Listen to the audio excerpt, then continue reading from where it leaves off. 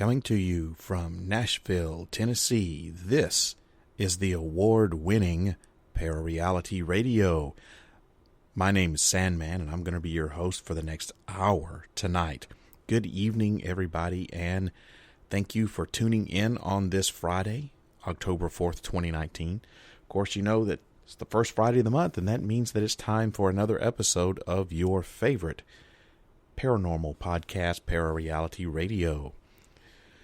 So, I was watching an episode of Strange World with Christopher Garantano last week, and he was looking into the witching hour phenomenon thing and exploring his personal relationship with it. It was a really interesting episode, and it got me to thinking more about the witching hour myself. Now, sure, I know about the witching hour, but I began to think about how much do I really know about it, you know? And to be honest, I never really thought that much about it.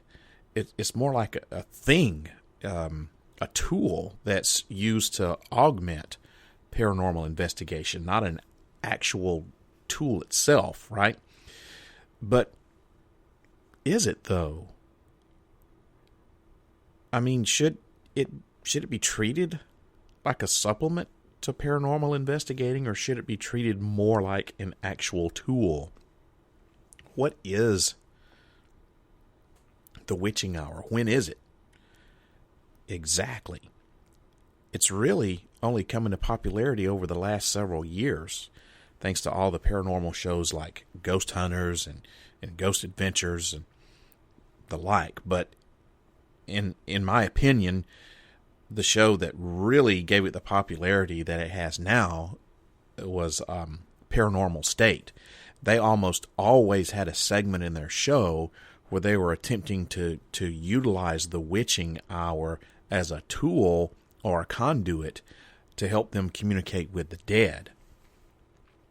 So, after watching Christopher Garantano's show, I decided to take a closer look into the witching hour so I could learn more about it and hopefully obtain a better understanding of it so that I'll be able to use it at some point in the future.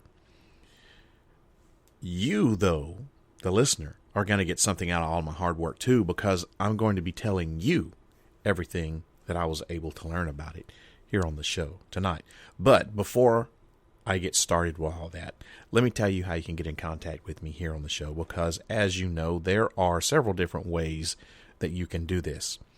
First of all, you can visit the website, ParaReality.com. You can find out all kinds of stuff about ParaReality, listen to the archives. You can watch some show videos. If you click on the About page and stuff like that, you can find a contact form for me. All that kind of stuff's on ParaReality.com. So I always urge you to go to ParaReality.com. You know, I've got the latest and greatest in paranormal news on ParaReality.com as well. So if you like to have one source for all of your weird and strange paranormal news, whether it's about ghosts or hauntings or cryptids or UFOs, aliens, stuff like that, I've got it there on my news page on ParaReality Radio, and it updates every day, so you too can have one source for all of your paranormal news there on ParaReality.com, and it's on, strangely enough, it's under the news tab, so just go there if you want to find out all of your paranormal news. Also, I got kind of a little sidetracked there. Also, you can, if you want to contact me here directly, you can always email the show. My email address is sandman@parareality.com. I get all of your emails and I respond. Sometimes I respond quicker than others. I'm a little slow at times, but I always respond to just about every email that is sent to me. So if you want to send me an email with a show topic, comment, question, anything like that, an experience you want to tell me about, sandman@parareality.com. You can also follow the ParaReality Radio Facebook page just by looking for ParaReality Radio there on Facebook.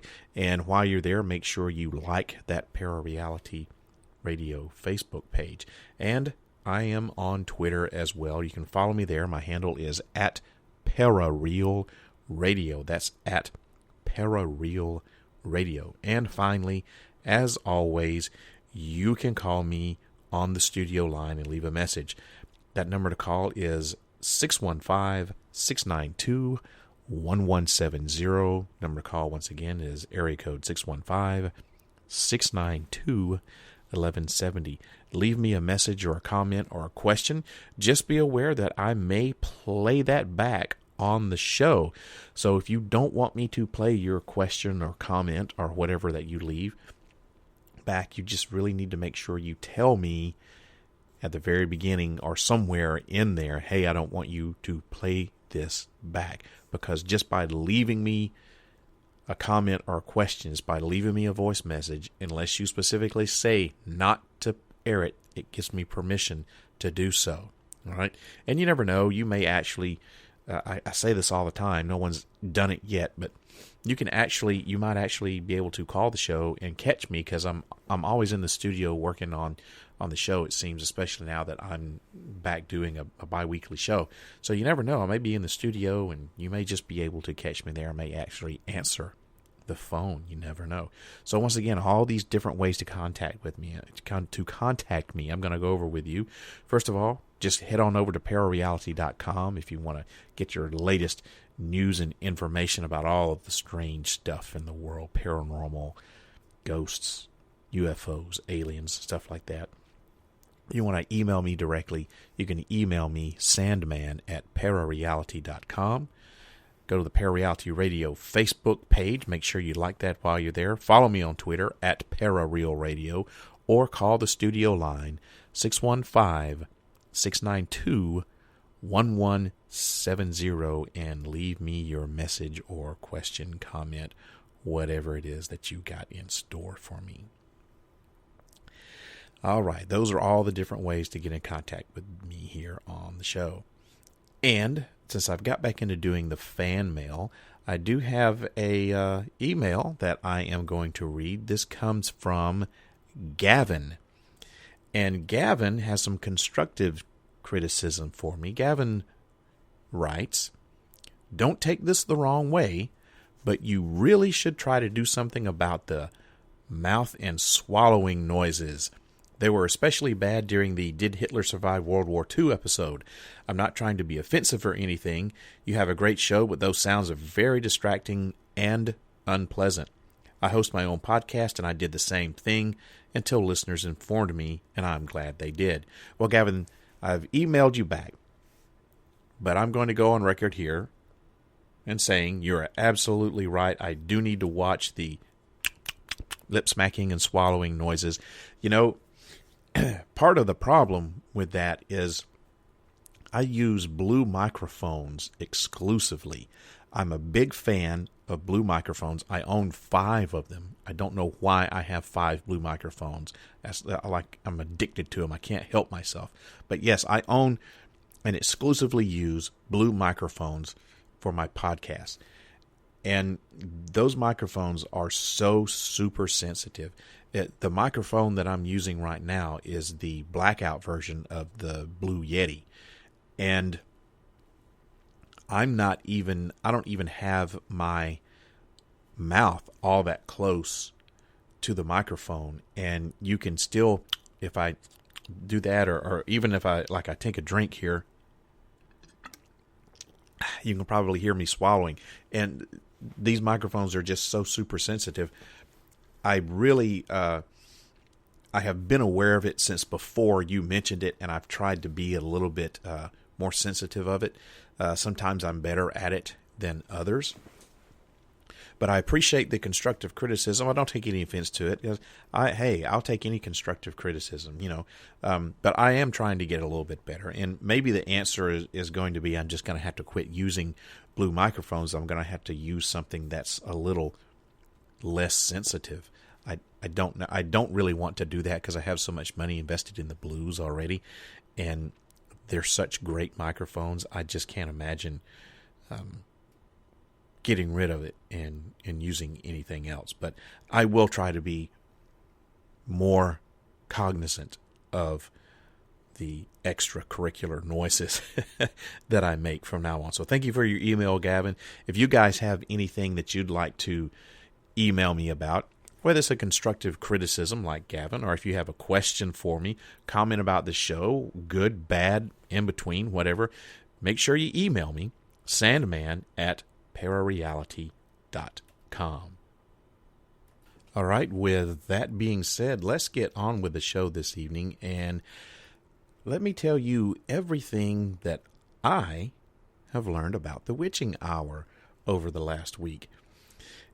If you're familiar at all, maybe even just remotely familiar with folklore, you've probably heard of the witching hour. In occult terms, it's apparently that time when witches and demons are at their most powerful. It's sometimes referred to as the devil's hour as well. Creatures such as witches, demons, and ghosts are thought to appear and to be at their most powerful during this particular time.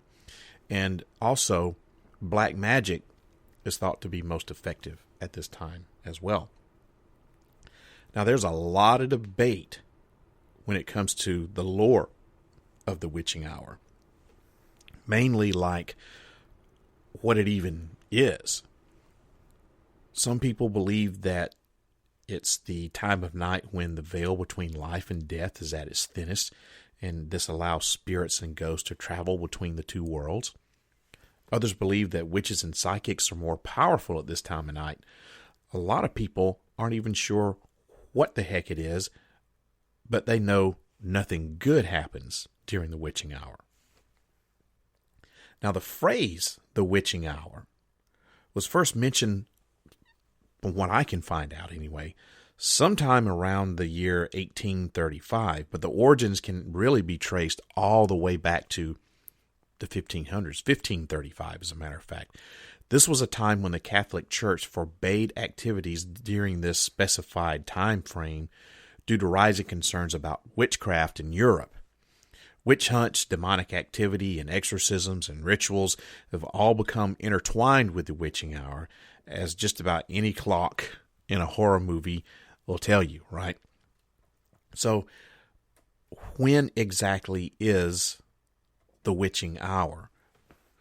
Okay, so we now have an idea of what the witching hour is, but now we need to determine exactly when the witching hour is. Now, you're probably at this point, you're probably saying, okay, well, the witching hour is at midnight. Everybody knows this. Well, that's apparently up for debate thanks to things like modern-day fairy tales and the aforementioned horror movies, right? But actually, 3 a.m. is the actual time for the witching hour. But some people consider the start of a new day or midnight to be the true witching hour.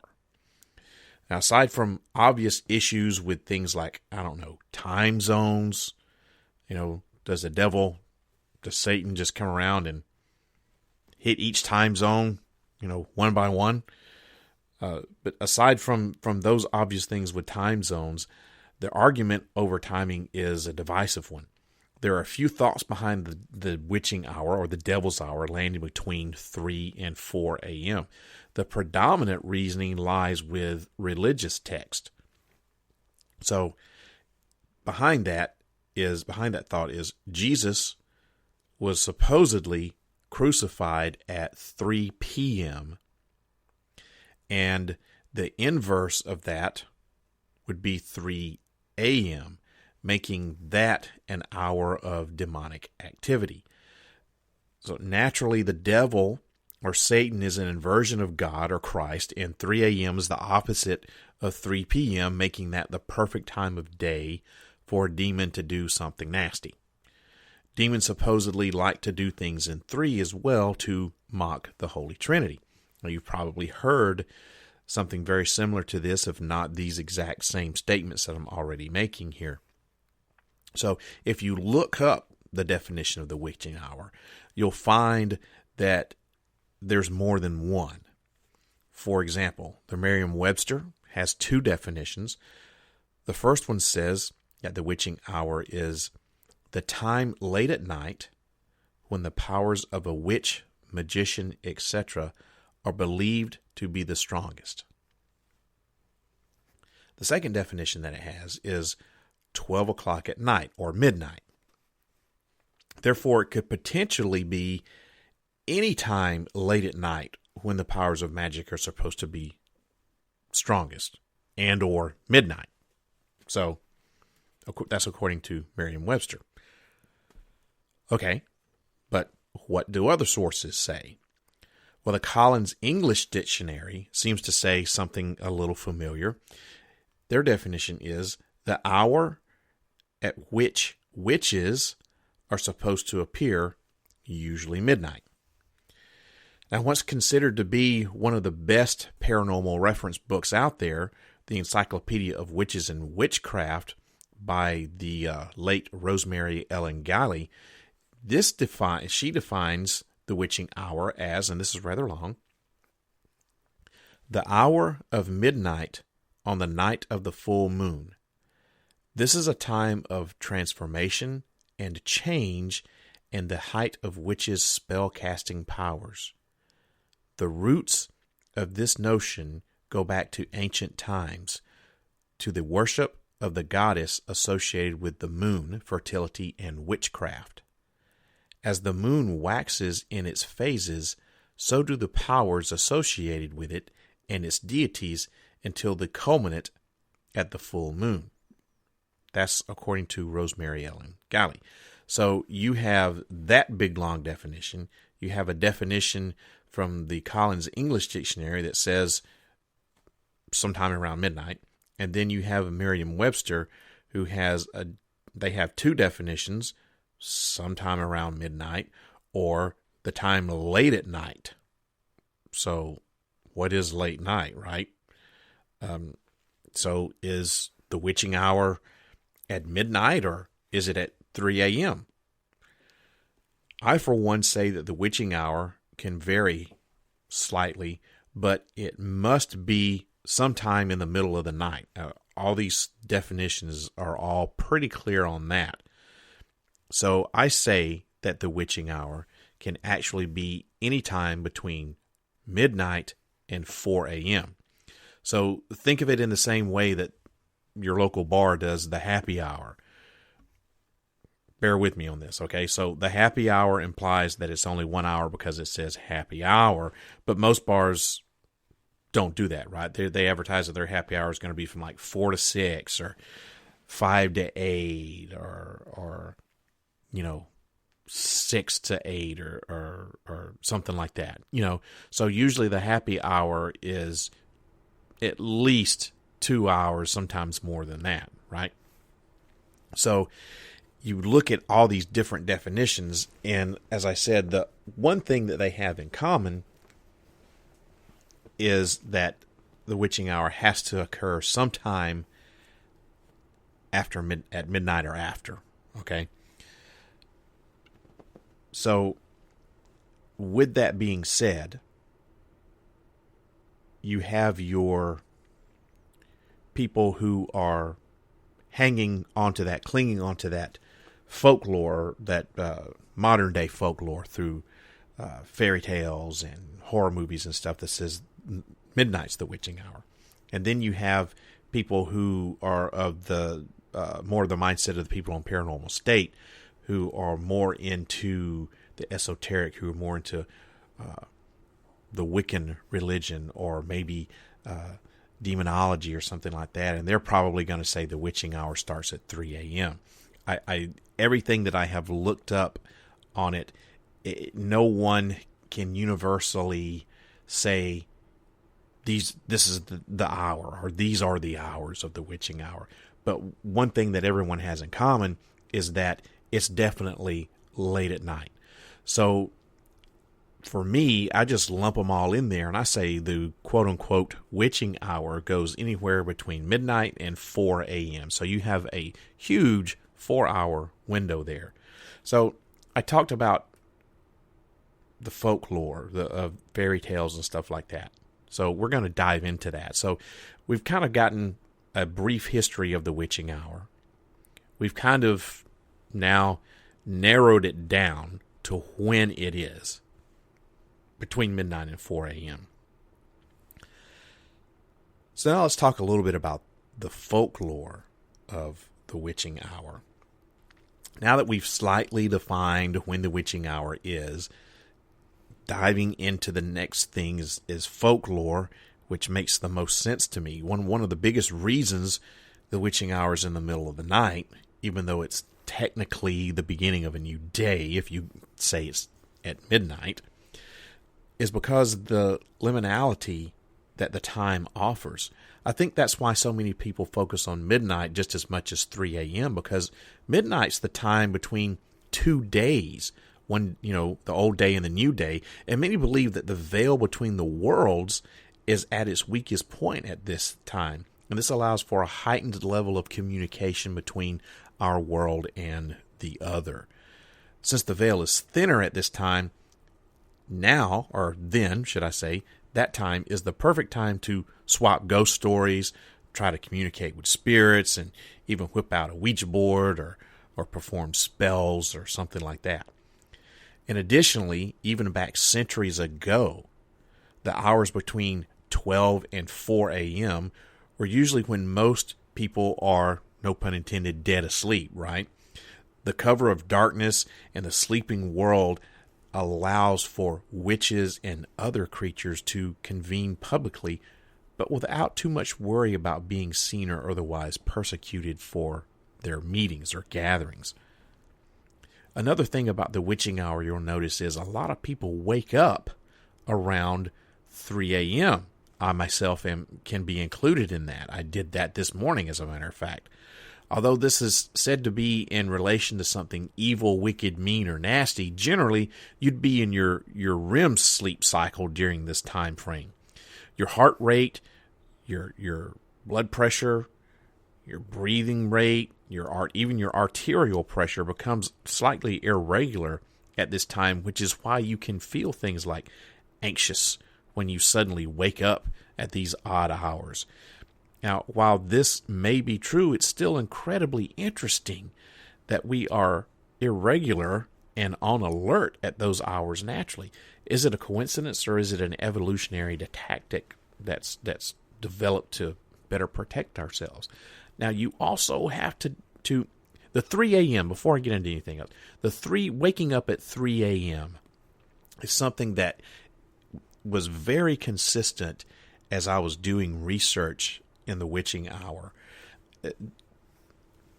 Not only were a lot of people saying witching hour starts at 3 a.m. and it goes to 4 a.m., but a lot of people focused on us waking up at the 3 a.m. hour. And as I said, I do that a lot myself. I did that this morning. And I do that very frequently. And you can't talk about waking up at 3 a.m., being in a panic or startled or whatever. You can't talk about this thing without at least very briefly touching on sleep paralysis or hypnagogy or whatever you want to call it. So when you are entering your REM sleep and you're entering your dream cycle of sleep, one of the things that happens is that your brain kind of shuts down the neural pathways to the rest of the body, so you don't particularly act out your dreams.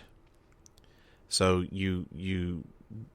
the brain doesn't want your body to do a lot of thrashing and kicking and punching and stuff like that, even though you can still do it. But the brain doesn't want your body to do that. So it kind of tries to shut down the neural pathways to the rest of the body. And sleep paralysis is when you are in that state of having your brain shut down its neural pathways, and you are awake, but yet not fully awake. You're kind of in that gray zone, that area of not being fully awake, but yet not being fully asleep either. And in this period of time, for whatever reason, however the the neural pathways work or the chemistry of the brain works. At this point in time, when that happens, whether you're having a dream or whether you just are one of those people who just all of a sudden wake up at 3:00 a.m. like, what, WTF, why am I awake? It's that sudden snapping open and that sudden waking that your brain doesn't get to kick everything back in. And now you're in that gray zone. And a lot of times people experience things like intense fear. They get the feeling that something or someone is in the room for them. A lot of times they have visual hallucinations where they see something. And this may have something to do with what the witching hour is as far as folklore is concerned. If people have a tendency to wake up at 3 a.m. for whatever reason, and everybody does it. It's not just a few special people that get to wake up at 3 a.m., right? Everybody gets to do it. So it could be, bear with me now, it could be that this sudden waking up at 3 a.m. and combined with this hypnagogia or this sleep paralysis thing, that could be where the witching hour gets its term from. It could be why people assume that the veil between our world and the other world at this point in time is at its thinnest, because people they're awake, they can't move, they can't make a sound, and they see something that's coming at them. And usually what people see when they have these visual hallucinations is very terrifying and frightening. It's not like, oh, I see my mom or I see my cat or whatever. It's some creature thing, right? And I know, because yours truly here has experienced sleep paralysis before. Now, mine was not 3 a.m. Mine was as the sun was coming up. And I could not move, and I saw what could only be described as what was that girl's name from the Ring movies? Sarah or whatever, the American Ring movies. The girl had the white dirty long dress on, and her hair was black and long and straight, and it hung down over her entire face.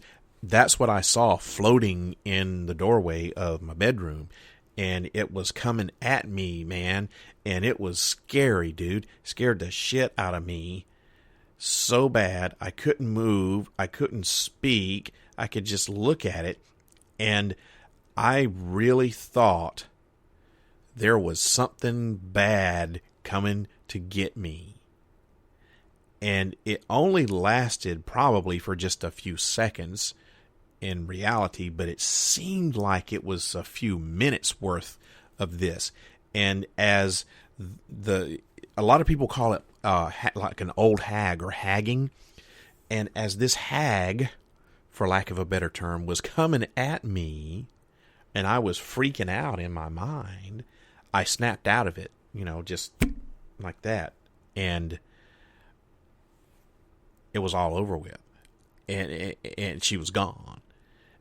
And it took me a few minutes to come to my senses and realized what had happened. But it was sleep paralysis. There's nothing else that it could have been. At least I'm going to say there's nothing else that it could have been. I would hate to think that it really was a hag or a demon or some evil thing that was coming after me. I want to say it was sleep paralysis. So could this be why people are saying 3 a.m. to 4 a.m. is the witching hour? Because people frequently experience their sleep paralysis during this time of night for whatever reason. And I couldn't find a reason anyone has a logical explanation for why people wake up at 3 o'clock in the morning. But could that be where we get all of this from? I don't know that I'm the first person to ever propose this idea, but in all of my research, I never ran across anyone else who was saying anything like this. So I'm going to say, this is an original idea from me. You're hearing it here first. So what can happen during the witching hour? So we know a little bit about, the history of the witching hour. We've narrowed it down. Okay, it's going to be sometime between midnight and 4 a.m., probably around the 3 a.m. hour. We know a little bit about the folklore behind it. So next we have to take a look at what happens during the witching hour. And I've already touched on some of that with the sleep paralysis and all that sorts of stuff. So depending on where you come from and what the society there believes to be real or myth, there are many different ideas on what actually happens during the witching hour. So I'll be describing some examples from different societies on what kinds of supernatural creatures get up to during this special time here. So we're going to start off with witches, sorcerers, and other magic practitioners. Almost every community anywhere in the world believes in the existence of witches and demons and people who practice magic, right? They happen to be the very reason why the whole idea of the witching hour was conceived, according to a lot of people. So it's believed that at this time they carry out all their various rituals in an attempt to tap into maximum magical power. Because remember, the veil between the two worlds is thinnest at this point. So if you're trying to reach out to those gods or goddesses or those magical beings or demons, if that's what you're trying to summon, when would be a better time to do it? When the veil between the two worlds is at its thinnest. So that's why you have, one of the reasons why you have witches and other magical practitioners, or people who are practicing demonology or whatever, why they do a lot of their rituals and spell castings late at night. So the next thing we had to talk about would be obviously ghosts. In some communities, there's a belief that during the witching hour, the barrier between the worlds and the living and the dead is lifted. Like I was saying, the veil is at its thinnest. This allows ghosts to move in between the two realms. Although there isn't really any sufficient evidence to support this, there have been numerous cases of people who've claimed to have seen or heard ghosts at midnight or during the hours after midnight and before sunrise. Why do people hunt ghosts at night? Is it because it's, God, and I hate to say hunt ghosts. I hate that, you all know I hate that term, ghost hunting. Why do people who are into paranormal investigations, why do they investigate at night? Is it because it's more scary? No. It's because usually there's more activity at night. Usually it's late at night. If you look at all of the ghost shows, there's my creepy clock sounding in the background again. If you watch all the ghost hunting shows, Ghost Adventures, Ghost Hunters, Ghost Nation, you name it, whatever kind of ghost hunting show you want to watch, even the aforementioned Paranormal State, they all got most of their success very late at night after midnight. As a matter of fact, they didn't even start, most of the time they don't start their investigations till around 10 o'clock at night anyway, right? So there you go. Ghost hunting and the witching hour can kind of go hand in hand because the veil is lifted, so to speak. Now, it's not to say that ghosts are only going to come out, or spirits are only going to come out at night, or specifically between midnight and 4 a.m. No, they're around. If they're going to be there, they're going to be around. They can be around all the time. You can have a haunting just in the day, just like you can at night. You can do your paranormal investigation straight up in the daylight if you want to. But most of the time, you're going to have more success after midnight and between 4, because that veil between the two worlds, or it's at its thinnest. So now I've talked about demons more than once. So let's get a little bit more specifically about demons and evil spirits. Okay. Now I tried to find as much information on demons and the witching hour as I could, And it turns out that there's just not a lot out there. So I don't have a whole hell of a lot of information about the relationship between demons and evil spirits and the witching hour. But here it goes. Okay, so unlike ghosts, demons are believed to roam the world in bodies of people or animals that they possess. They're also included in the witching hour theory, where they're believed to be the most active and cause the most terror. That seems to be the most prevalent thing. However, we all know that demons don't just necessarily have to inhabit another soul to be around and exist. Demons can actually exist without inhabiting another body. Now, thanks to Zach Bagans and the world's most popular ghost hunting show, Ghost Adventures, seems like, demons are on the forefront of everyone's mind these days in paranormal investigation.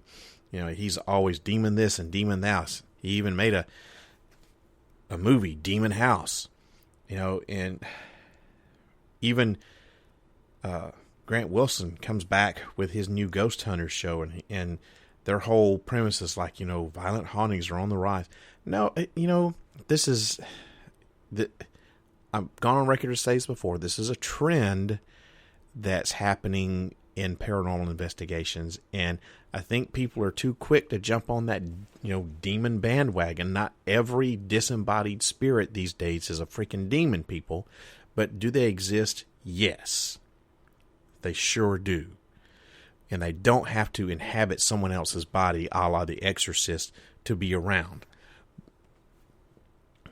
The veil between the two realms is thinnest during the witching hour, making it easier for them to do their thing, easier for them to communicate, easier for them to possess something, if they're going to possess something.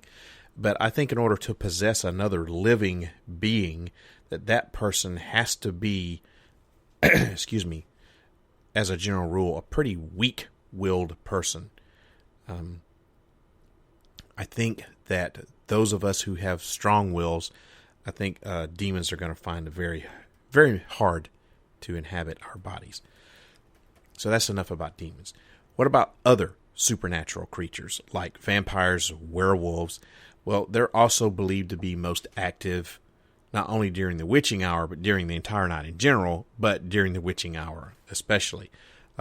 Werewolf changes, by the light of the full moon. When's the full moon? At night. Now, I'm not saying they change at the witching hour, or the witching hour has anything to do with them. So, but you have to take vampires and werewolves and lump them into this category as well, because they're active at night. And at last but not least, I want to talk about people who are psychic mediums. So psychic mediums are people who have the ability to communicate with the dead and channel their spirits for other people to communicate with them. Now, there are places where they are believed to be most active during the witching hour. According to believers in the supernatural world, there's a relationship between the activity of ghosts and mediums at this hour, which makes sense because, once again, the veil between the two worlds is at its thinnest, and it's easier not only to cast spells, which is kind of what a medium is doing, if you think about it, but it's not only easier to cast spells or summon gods or goddesses, demons. It's not only easier for ghosts to do their hauntings or spirits to do their hauntings, but it's also easier for psychic mediums to have their communications with the dead at this time. It only makes sense. So, excuse me, with the witching hour, you can't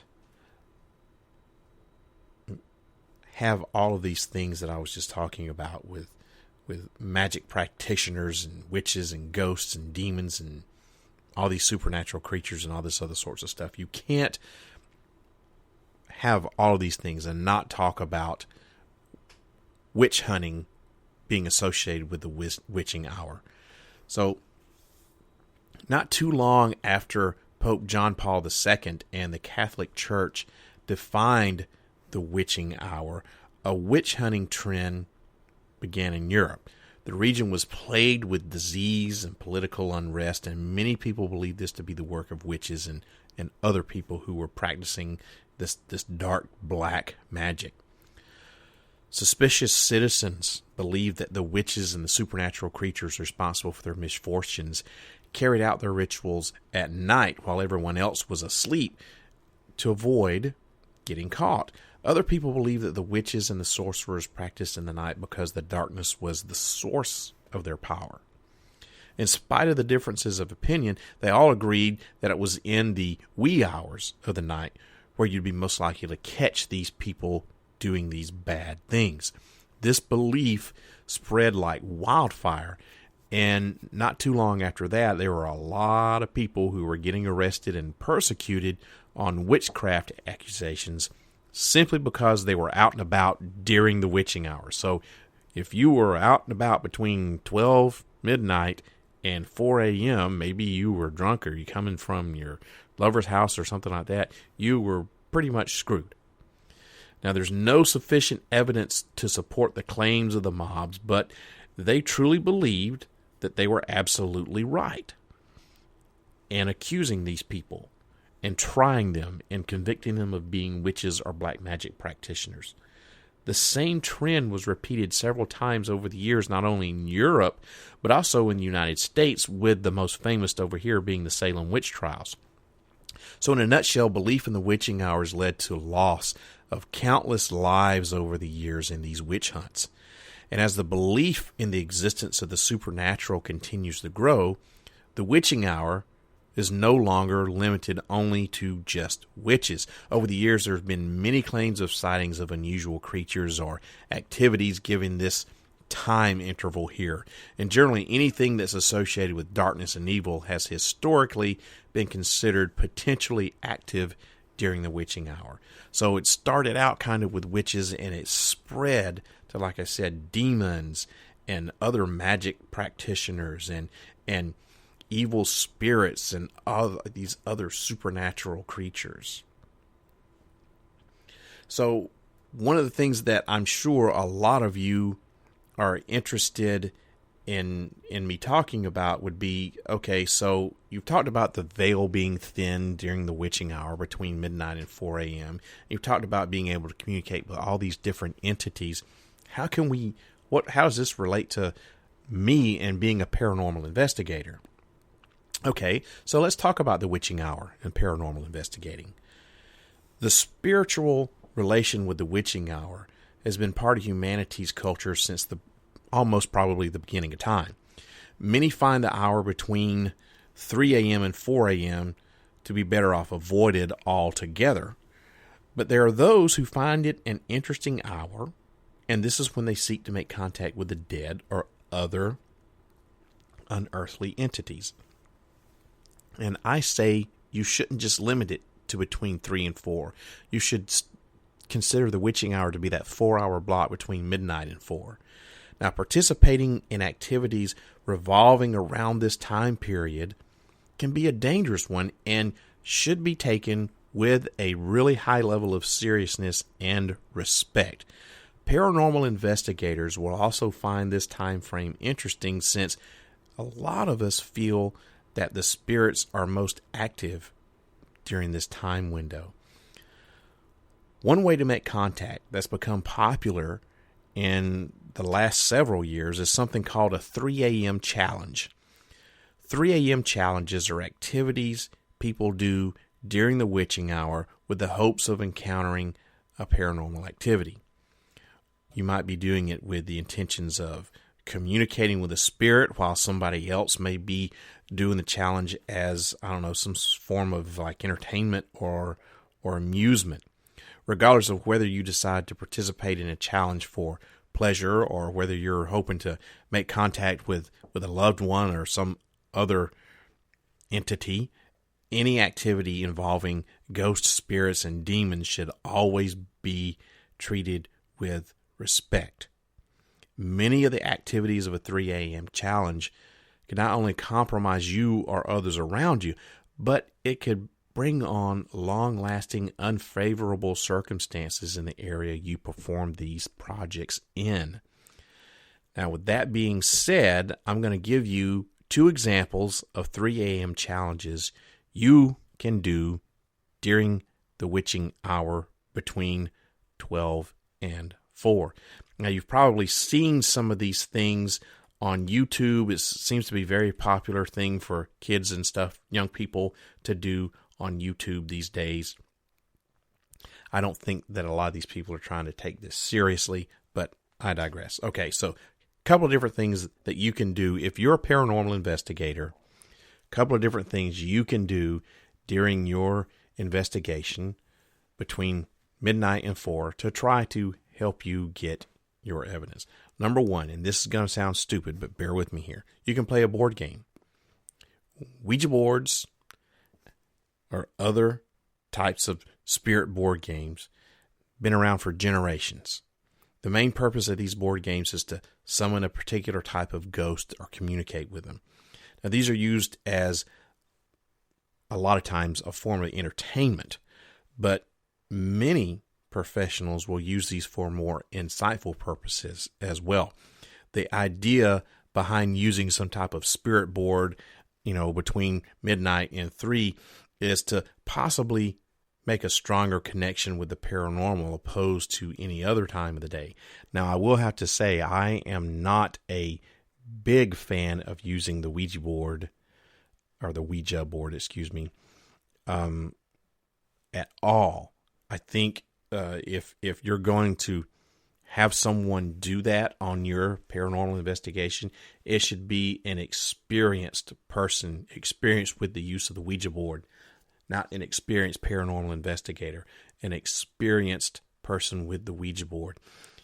Using these things, if you don't know what you're doing, can invite all sorts of bad juju. And yeah, you can get a demon in there. So if you're going to use a Ouija board, you really need to have someone there who knows what they're doing. Number 2, you can play a stupid slumber party game. Something like Candyman, Bloody Mary, Light as a Feather, or Sandman. They're all popular slumber party games. Now, they're generally thought of as being played, by a group of young girls who are trying to scare one another, but these games are actually an attempt to call up a real spirit or demon. These can be pretty terrifying. These activities, these are supposed to be group activities, and they're games intended for the darkest parts of the night, and they do extremely well on their own during the witching hour. A Ouija board would also be better played with a group of 2 or more people. And when I say played, that's probably used, I guess. If you're going to use a Ouija board, it would be better with at least 2 people or more. And you could make it, like a group challenge or whatever. Now, though the concept of a slumber party game might sound like it always involves, like a group of tween girls in their PJs in some friend's basement, that's actually not really a very accurate description. It can actually be an integral part of paranormal investigating. My recommendation, though, is not to try this if you're an amateur. This, in fact, all of the 3 a.m. games is something that should be done by someone who's done these types of things before, and should definitely not be attempted if you're alone. You definitely need to do these if you're in a group setting, minimum of 2 people. So you have 2 options. You can play some board game, break out your Ouija board, as long as you have an experienced Ouija person there with you. Or you can play what I call the slumber party game. You can do Candyman, Bloody Mary, Light as a Feather, or the popular, my favorite, Sandman game. But once again, you should do that with a group, and these games should be done by someone by people who have experience. That's what I was trying to say. So Let's talk about the witching hour and our modern culture here. Technology and science are slowly replacing the ideas about supernatural beings and abilities in modern societies. Things like witch hunts and exorcisms, they're very rare occurrences these days, but this doesn't in any way mean that everyone has abandoned their belief in the existence of the witching hour. Some people often experience breaks in their sleep and they find themselves waking up at odd hours of the night, including the aforementioned 3 a.m., the witching hour itself. And according to doctors and neuroscientists, this is completely normal. The brain is behaving in a normal way and shouldn't cause alarm, but we really don't know exactly why this is happening. But they do say it is completely normal brain behavior and no need to have a big alarm go off on this. This, however, doesn't stop some people from panicking and blaming this phenomena on supernatural things. The witching hour has also been adapted into modern society, literature, and film, with a lot of movies and books and stuff being structured around that particular time. So in conclusion here tonight, let me say this. It's super common for folklore to explain strange happenings with outlandish tales that actually boil down to pretty sound logic, given the information they had available to them at the time, though. They were doing the best they could. Plenty of urban legends and long-held beliefs about the world have been debunked by modern medicine and better understanding of our reality, and the witching hour phenomenon might not really be any that different. So I want you to picture this. It's 3 a.m. You're suddenly wide awake, lying in bed, staring up through the dark towards the ceiling. You gotta pee, but for some reason, you don't know why, you just keep putting it off. You're not really sure why you are, but that little voice in your head keeps telling you to stay in bed, stay under the covers. The pit in your stomach is the only thing competing with the pressure of your bladder. And you know eventually something's going to have to give. It's either going to be the bladder or it's going to be you, right? So finally, you can't take it anymore. You have to pee. So you throw back the cover and you slide out of bed.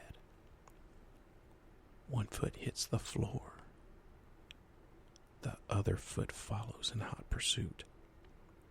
Right now isn't the time for a leisurely stroll down the hall.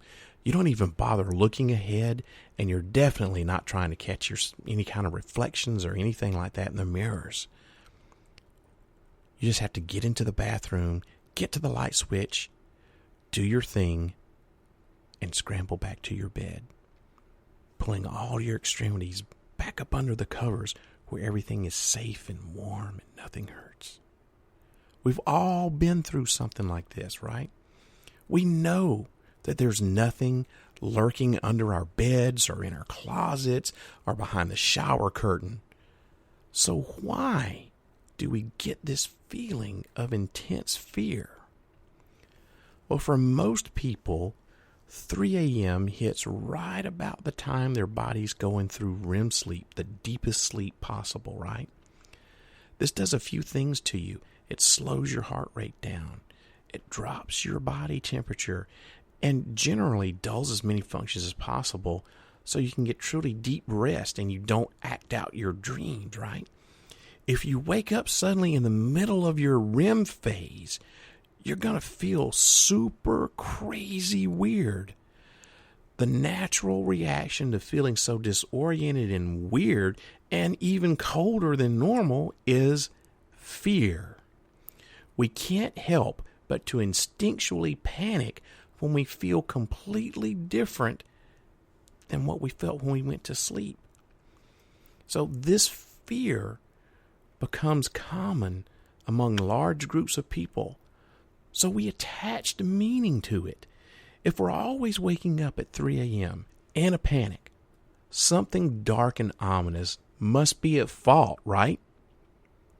The stories grow and a few witches and demons get peppered in there for good measure, and hundreds of years later, we're gripping our cell phones and we turn them into flashlights in terror on the way down the hall to the bathroom. Can we be totally certain that the witching hour stems from our own natural circadian rhythms?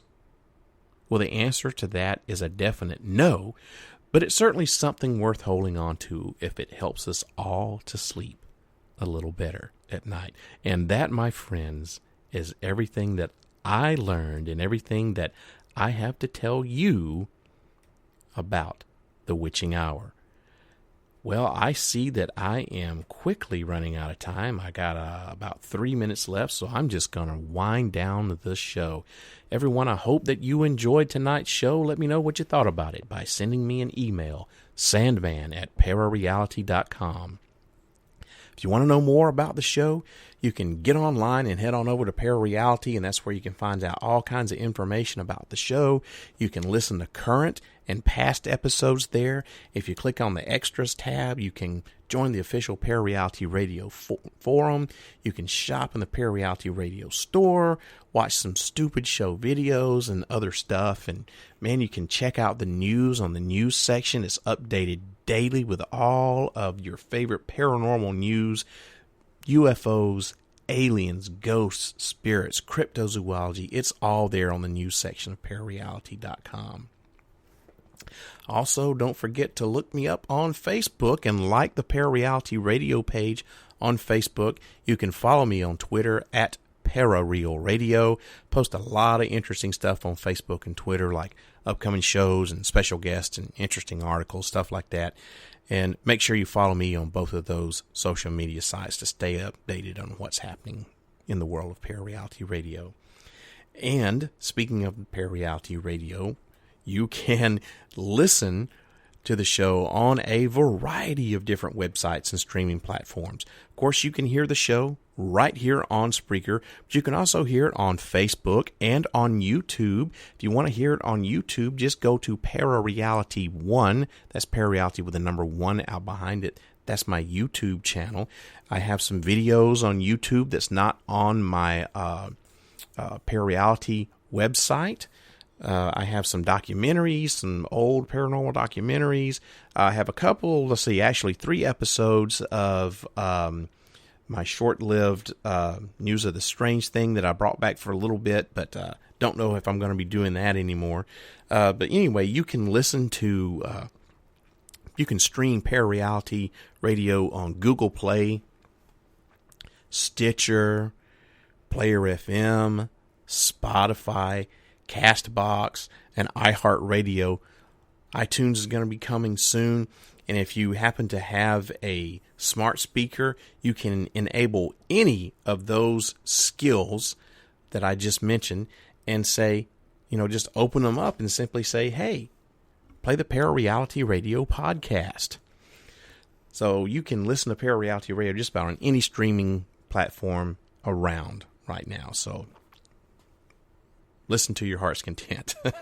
Everyone, my next show is going to be on Friday, October 18th, 2019 at 8 o'clock p.m. Central U.S. time. So make sure you tune in, and find out on October 18th at 8 p.m. Now, before I sign off tonight, I'd like to take a moment and say happy anniversary to my loving wife, Kim. As all of you are listening to this episode tonight, Kim and I are out celebrating our 5th wedding anniversary. So I pre-recorded this show the night before. And Kim and I are out having a wonderful time on our 5th wedding anniversary. So Kim, my darling wife, happy anniversary. The last 5 years have been amazing. I love you, and I'm looking forward to us continuing to grow old together. Everybody, I hope that this radio program opens up your mind to new ways of thinking, expands your consciousness, and produces a change in the way you see the world. If you wish to change, you must lift the veil of ignorance that has been cast over your eyes. Only then will you see the true power of the universe. I hope you have a wonderful evening, a wonderful weekend, and I will see you all again in 2 weeks. Good night, everybody. If you wish to change, you must first lift the veil of ignorance that has been cast over your eyes. Only then will you see the true power of the universe.